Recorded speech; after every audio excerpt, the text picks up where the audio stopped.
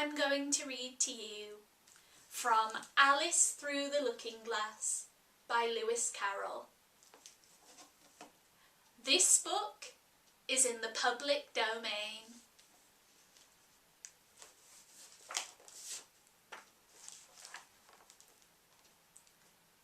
Chapter 5. Wool and Water. Alice caught the shawl as she spoke and looked about for the owner. In another moment the White Queen came running wildly through the wood, with both arms stretched wide as if she were flying. And Alice very civilly went to meet her with the shawl. "I'm very glad I happened to be in the way," Alice said, as she helped her put on the shawl again. The White Queen only looked at her in a helpless, frightened sort of way, and kept repeating something in a whisper to herself that sounded like, "Bread and butter, bread and butter, bread and butter." And Alice felt that if there was to be any conversation at all, she must manage it herself. So she began rather timidly.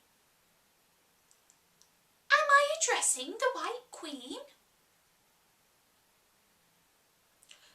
"Well, yes, if you call that addressing," the Queen said.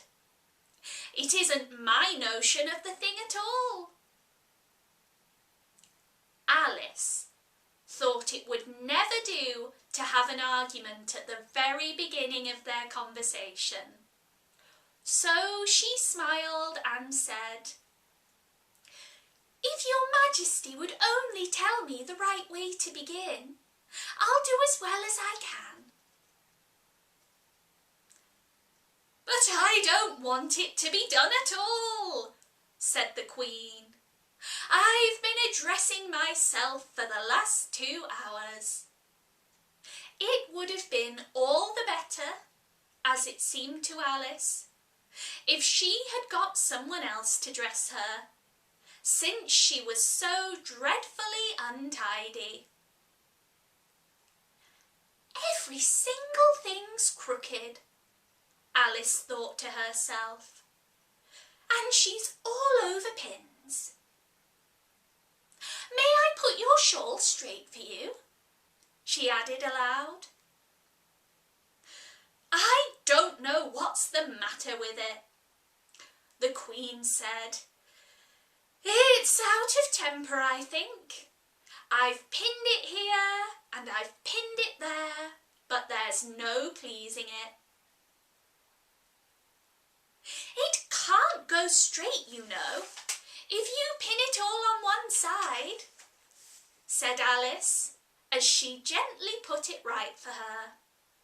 "And dear me, what a state your hair is in."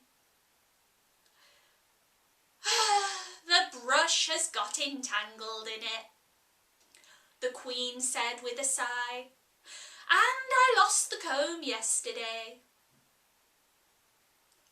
Alice carefully released the brush and did her best to get the hair in order. "Come, you look rather better now," she said, after altering most of the pins. "But really, you should have a lady's maid." "I'm sure I'll take you with pleasure," the Queen said. 2 pence a week and jam every other day." Alice could not help laughing as she said, "I don't want you to hire me, and I don't care for jam." "It's very good jam," said the Queen. "Well, I don't want any today at any rate," said Alice. "You couldn't have it if you did want it," the Queen said. The rule is jam tomorrow and jam yesterday, but never jam today. It must sometimes come to jam today, Alice objected. No, it can't, said the Queen. It's jam every other day, and today isn't any other day, you know. I don't understand you, said Alice. Oh, it's dreadfully confusing. That's the effect of living backwards, said the Queen kindly. It always makes one a little giddy at first. Living backwards? Alice repeated in great astonishment. I never heard of such a thing. But there's one great advantage of it. One's memory works both ways. I'm sure mine only works one way, Alice remarked. I can't remember things before they happen. It's a poor sort of memory that only works backwards, the Queen remarked. What sort of things do you remember best? Alice ventured to ask. Oh, things that happen the week after next, the Queen replied in a careless tone. For instance, now, she went on, sticking a large piece of plaster on her finger as she spoke. There's the King's messenger. He's in prison now being punished, and the trial doesn't even begin till next Wednesday. And of course the crime comes last of all. Suppose he never commits the crime, Alice said. That would be all the better, wouldn't it? The Queen said, as she bound the plaster round her finger with a bit of ribbon. Alice felt there was no denying that. Of course it would be all the better, she said. But it wouldn't be all the better him being punished. You're wrong there at any rate, said the Queen. Were you ever punished? Only for my faults, said Alice. And you were all the better for it, I know, the Queen said triumphantly. Yes, but then I had done the things I was punished for, said Alice. That makes all the difference. But if you hadn't done them, the Queen said, that would have been better still. Better, better, better, better.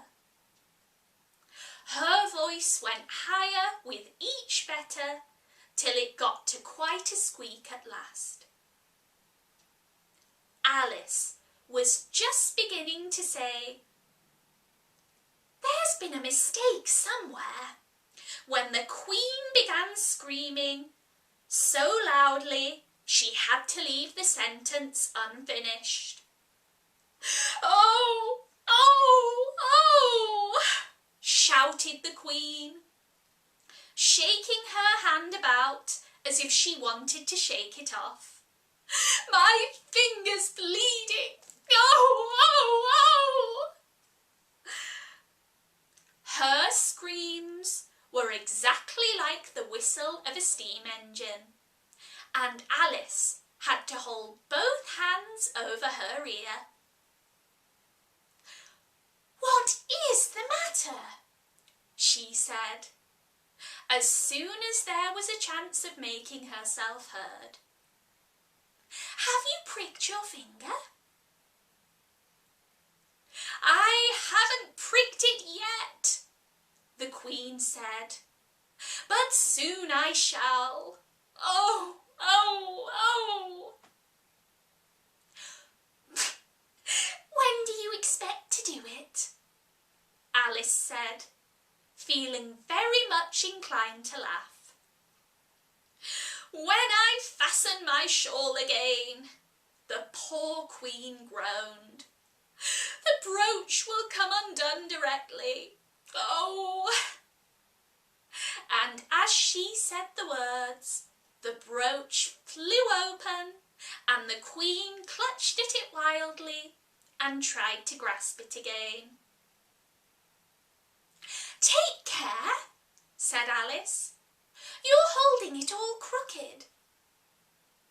And she caught at the brooch, but it was too late. The pin had slipped and the Queen had pricked her finger. "That accounts for the bleeding, you see," she said to Alice with a smile. "Now you understand the way things happen here." "But why don't you scream now?" Alice asked, holding her hands ready to put over her ears again. "Why, I've done the screaming already," said the Queen. "What would be the good of having it all over again?" By this time it was getting light. "The crow must have flown away, I think," said Alice. "I'm so glad it's gone. I thought it was the night coming in." "Oh, I wish I could manage to be glad," the Queen said. "Only I never can remember the rule. You must be very happy, living in this wood and being glad whenever you like." "Only it's so very lonely here," Alice said in a melancholy voice, and at the thought of her loneliness, 2 large tears came rolling down her cheeks. "Oh, don't go on like that," cried the poor Queen, wringing her hands in despair. "Consider what a great girl you are. Consider what a long way you've come today. Consider what o'clock it is. Consider anything. Only don't cry." Alice could not help laughing at this, even in the midst of her tears. "Can you keep from crying by considering things?" she asked. "That's the way it's done," the Queen said with great decision. "Nobody can do 2 things at once, you know. Let's consider your age to begin with. How old are you?" "I'm 7½ exactly." "You needn't say exactly," the Queen remarked. "I can believe it without that. Now I'll give you something to believe. I'm just 101, 5 months and a day." "I can't believe that," said Alice. "Can't you?" the Queen said in a pitying tone. "Try again. Draw a long breath and shut your eyes." Alice laughed. "There's no use in trying," she said. "One can't believe impossible things." "I dare say you haven't had much practice," said the Queen. "When I was your age, I always did it for half an hour a day. Why, sometimes I've believed as many as 6 impossible things before breakfast. There goes the shawl again. The brooch had come undone as she spoke, and suddenly a gust of wind blew the Queen's shawl across a little brook. The Queen spread out her arms again and went flying after it, and this time she succeeded in catching it herself. "I've got it!" she cried in a triumphant tone. "Now you shall see me pin it on again, all by myself." "Then I hope your finger's better now," Alice said very politely, and she crossed the little brook after the Queen. "Oh, much better," said the Queen, her voice rising into a squeak as she went on. "Much better, much better, much better, much better." The last word ended in a long bleat, so like a sheep that Alice quite startled. She looked up at the Queen, who seemed to have suddenly wrapped herself up in wool. Alice rubbed her eyes and looked again. She couldn't make out what had happened at all. Was she in a shop? And was it really a sheep that was sitting on the other side of the counter? Rub as she would, she could make nothing more of it. She was in a little dark shop, leaning with her elbows on the counter, and opposite her was an old sheep sitting in an armchair knitting, and every now and then leaving off to look at her through a great pair of spectacles. "Meh, what is it you want to buy?" the sheep said at last, looking up for a moment from her knitting. "I don't quite know yet," Alice said very gently. "I should like to look around me first, if I might." "Meh, you may look around in front of you, and on both sides if you like," said the sheep. "Meh, you can't look all around you, unless you've got eyes in the back of your head." But these, as it happened, Alice had not got, so she contented herself with turning around, looking at the shelves as she came to them. The shop seemed to be full of all manner of curious things, but the oddest part of it all was that whenever she looked hard at any shelf to make out exactly what was on it, that particular shelf was always quite empty, though the others round it were as crowded and full as they could hold.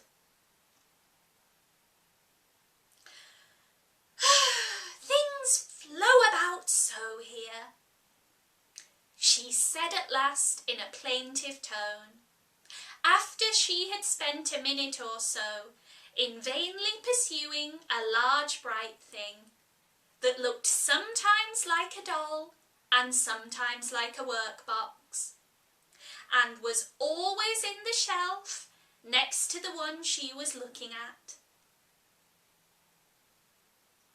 "And this one is the most provoking of all. But I'll tell you what," she added, as another thought struck her. "I'll follow it up to the very top shelf of all. It'll puzzle it to go through the ceiling, I expect." But even this plan failed. The thing went through the ceiling as quietly as possible as if it were used to it. "Meh, are you a child or a teetotum?" the sheep said, as she took up another pair of needles. "You make me giddy soon, if you go on turning around like that. Meh." She was working with 14 pairs of needles at once, and Alice couldn't help looking at her in great astonishment. "How can she knit with so many?" the puzzled child thought to herself.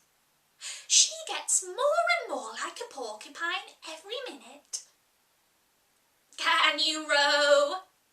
said the sheep, handing her a pair of knitting needles as she spoke.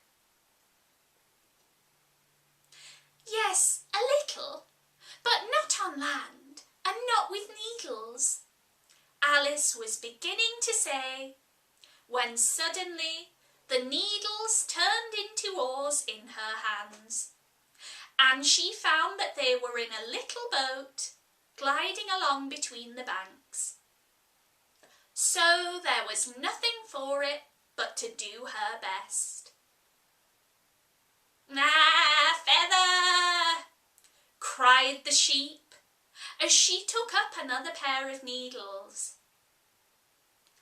This didn't sound like a remark that needed an answer, so Alice said nothing, but pulled away. There was something very queer about the water, so she thought, as every now and then the oars got stuck fast in it and would hardly come out again. "Feather, feather!" the sheep cried again, taking more needles. "You'll be catching a crab directly. Meh!" "A dear little crab," thought Alice. "I should like that." "Didn't you hear me say, meh, feather?" the sheep cried angrily, taking up quite a bunch of needles. "Indeed I did," said Alice, "and you said it very often and very loud. Please, what are crabs?" "In the water, of course," said the sheep, sticking some of the needles into her hair, as her hands were full. "Feather, I say." "Why do you say feather so often?" Alice asked at last, rather vexed. "I'm not a bird." "You are," said the sheep. "You're a little goose. Meh." This offended Alice a little. So there was no more conversation for a minute or two, while the boat glided gently on, sometimes among the bed of weeds, and sometimes under the trees, but always with the same tall river banks frowning over their heads. "Oh, please, there are some scented rushes," Alice cried in a sudden transport of delight. "There really are. Oh, and such beauties."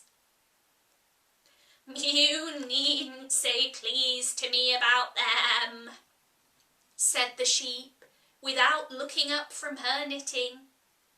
"I didn't put them there, and I'm not going to take them away." "Oh no, but I must. Please, may we wait and pick some?" Alice pleaded. "If you don't mind stopping the boat for a minute." "How am I to stop it?" said the sheep. "If you leave off rowing, it'll stop itself.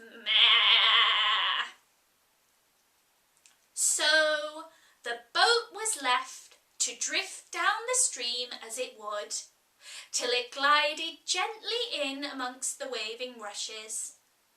And then the little sleeves were carefully rolled up, and the little arms were plunged in elbow deep to get hold of the rushes a good long way down before breaking them off.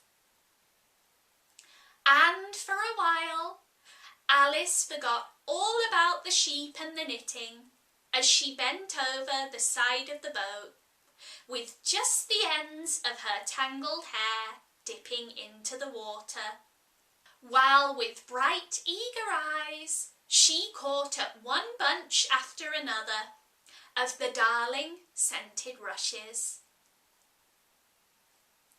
"I only hope the boat won't topple over," Alice said to herself. "Oh, what a lovely one! Only I couldn't quite reach it."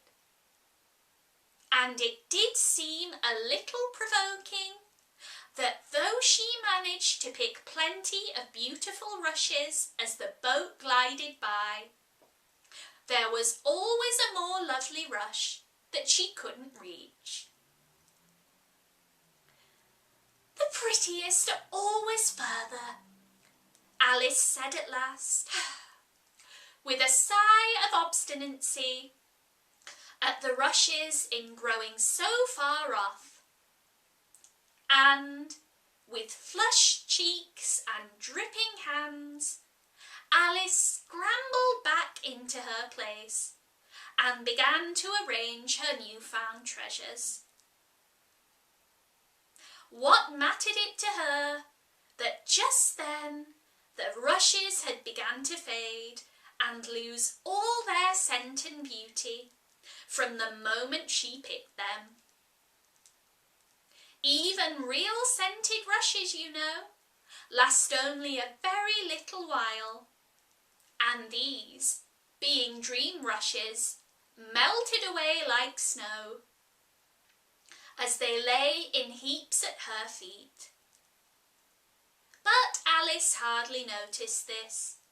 There were so many other curious things to think about. They hadn't gone much farther before the blade of one of the oars got stuck fast in the water and wouldn't come out again. So Alice explained it afterwards. And the consequence was that the handle of it caught under her chin, and in spite of a little series of shrieks of "Oh, oh!" from poor old Alice, it swept her right off her seat and down among the heap of rushes. However, she wasn't a bit hurt and was soon up again. The sheep went on with her knitting all the while, just as if nothing had happened. "Meh, that was a nice crab you've caught," she remarked, as Alice got back into her place, very much relieved to find herself still in the boat. "Was it? I didn't see it," Alice said, peeping cautiously over the side of the boat and into the dark water.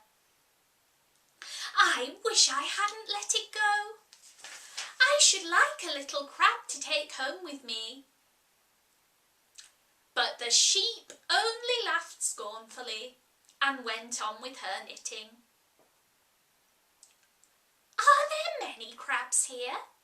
said Alice.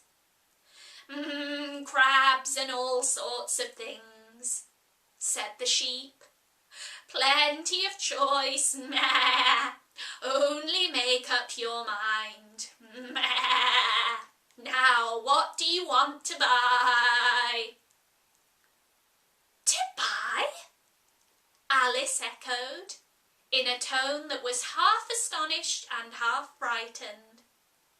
For the oars and the boat and the river had all vanished in a moment, and she was back again in the little dark shop. "I should like to buy an egg, please," she said timidly. "How do you sell them?" 5 pence farthing for one, 2 pence for two, the sheep replied. "Then 2 are cheaper than 1, Alice said in a surprised tone, taking out her purse. "Meh, you must eat both of them if you buy 2, said the sheep. "Then I'll have 1, please," said Alice, and she put the money down on the counter.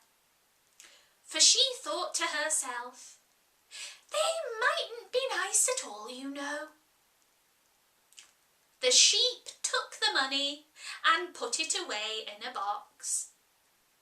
Then she said, "Meh, I never put things in people's hands. That would never do. You must get it for yourself." And so saying, she went off to the other end of the shop and set the egg upon an upright shelf. "I wonder why it wouldn't do," thought Alice, as she groped her way among the tables and chairs. For the shop was very dark towards the end. "The egg seems to get further away the more I walk towards it. Let me see, is that a chair? Why, it's got branches, I declare. How very odd to find trees growing here. And here's a little brook. Why, this is the queerest shop I ever saw." So she went on, wondering more and more at every stop, as everything turned into a tree the moment she came up to it. And she quite expected the egg to do the same. And that's the end of chapter 5. Thank you so much for watching. I hope you enjoyed this video. Chapter 6 will be up soon. And in the meantime, don't forget to head over to the Autism First YouTube channel for more storytime videos and lots of other fun things to do at home. See you soon!